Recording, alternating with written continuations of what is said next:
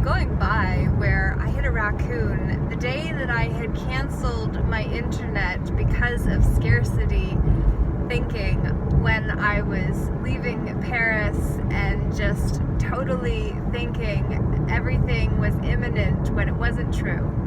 And then that happened again when this pandemic began, for it was written by the hand of men and women who, yes, have been working on behalf of the corpse, orating the truth when that is not the truth.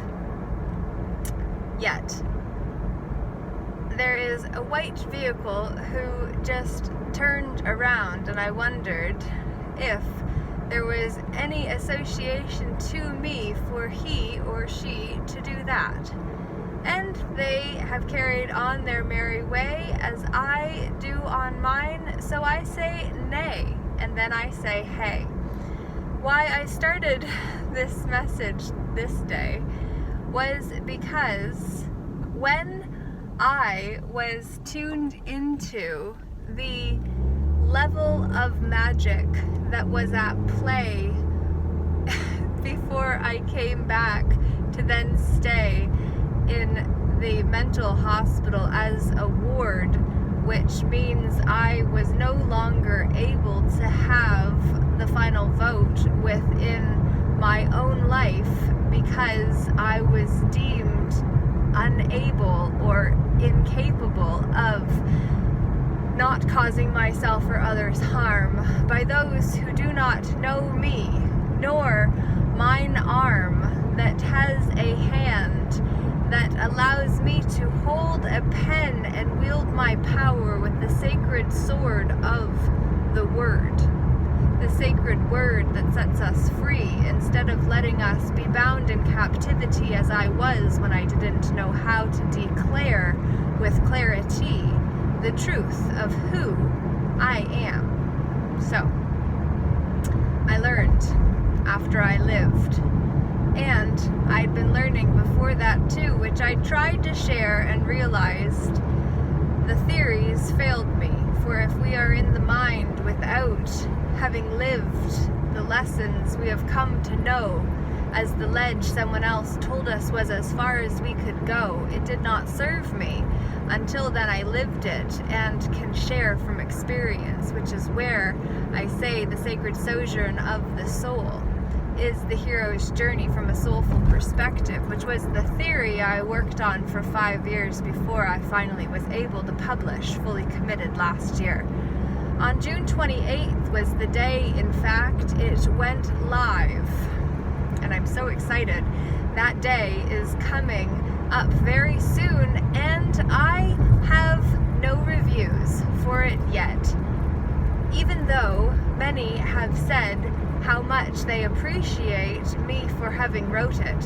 So to you who have read it and received value from it, I would really appreciate if you would do a review on Amazon so that others would be able to benefit from your lived experience of having read it. I will be going deeper into the Justinian Connection report I published in March now, because it is so important to recognize the common law is unwritten and uncapitalized. It has not been specialized with special eyes to see the lies that those who wrote that specialized version of the unwritten and unlimited version of the original common law, we all stand under we all stand on if we are willing to not drop a knee for Anubis to swallow and drag us down into the underworld as the crypt keeper, which is the realm of the dead that the Vatican says we have been declared dead and lost at sea until we revive ourselves, vive being vivre, which is to live in French. So, the story I wanted to tell, there's a sign about the Savior that I don't believe is coming. For if it is outside of us, we will be left wanting. And if we are in the experience of wanting, we cannot have it, for we just get more of what we are intending for, which is the wishing for it, never having it, you see? So, clarity. Back to the story that prompted this message, which is actually an interesting, magnificent story of a woman who had Maleficent tattooed on her arm that I met at the bistro at the Hilton Embassy Suites where I was staying at the time when there was a CIA FBI agent conference happening, and I was trying to sell them on the concept of neuroentrainment technology that I thought would be a key for us to revive ourselves to a higher level with assistance from technology they obviously already knew about, I would imagine. Though to assume anything is to make an ass of you and me, and that is not my intention. But Maleficent, the woman with her tattooed on her arm, the character of it at least, she ended up working for the military and was waiting to be picked up by a Smith agent, ironically. And I was speaking with them and had seen a man whose name was Victor and his last name like a river.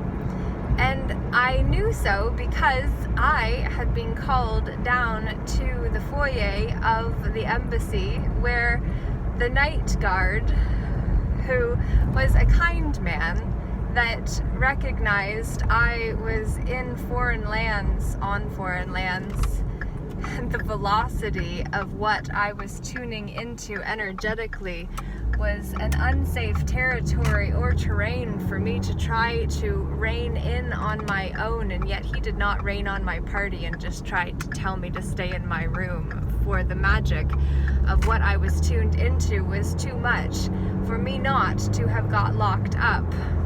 If I had not been resonating at the level of truth for those who had eyes to see it, including the Smith agent, who I ended up getting into the car with when he came to pick up the woman with Maleficent tattooed on her arm. She sat in the back, I in the front.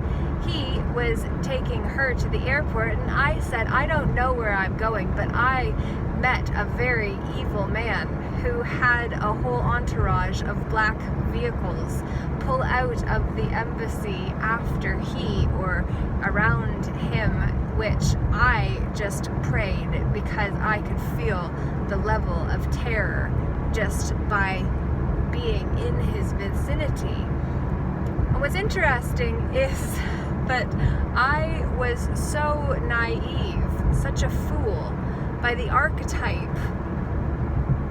It might have made someone drool in stupor, because it was stupendous just how oblivious I was to what obviously could have been danger for me, and yet he, after I told him of the evil I had encountered and the name to attend to and other details too, he brought me back to the hotel, my suite, where I feel I almost was kidnapped in the human trafficking ring, if not just being murdered. I don't have any idea, but what I do know is that did not happen because I listened to the signs, symbols, and omens in my midst. My dad's wife being the one who warned me when hearing the insanity of what I was discussing, sharing, screamed out in the background when I was telling them of what I was doing and had experienced. So unbelievable for just how much of it there was. She said, oh my God, she's gonna get kidnapped. And I felt the resonance of truth in that and pulled back from the scheduled ride I had wrote about in Fully Committed. If you want to read it, it's an interesting tale that definitely brought me here without the veils that I had been wearing before, unawares. And now I can beware of them, for then, once I found I had them over the truth, then I was able to remove them, as we do when we move what was oblivious into being obvious. So I put myself into park. I wonder what.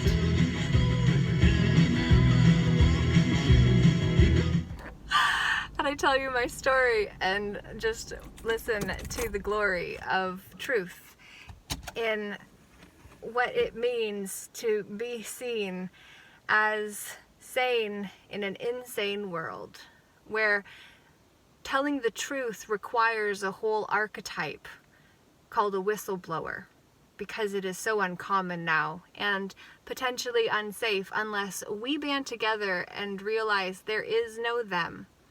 There are souls in human form, which is just the hue of man that has become the norm in terms of the references we make to and of ourselves, about ourselves as well. And forget the hell that we create when we get stuck in the head and out of the heart, which is exactly where I fell when the magic of the moment swelled and got so big and so grandiose that I almost got a diagnosis by Dr. S.O.S. Sullivan being the last name, but S.O. Sullivan being what was on the Form 1 I had not seen to be a threat before it became one. And now I know. So I am doing my best to change things, yo. And no one really likes change, especially evil ones who have been profiting off of the people they've sold out in order to make a buck. But I say fuck that. No more. Cursing, yes. Is it bad? Maybe. But did it make a point? You let me know. Leave a comment down below. Laura J, namaste, namago for today. Hey, hey.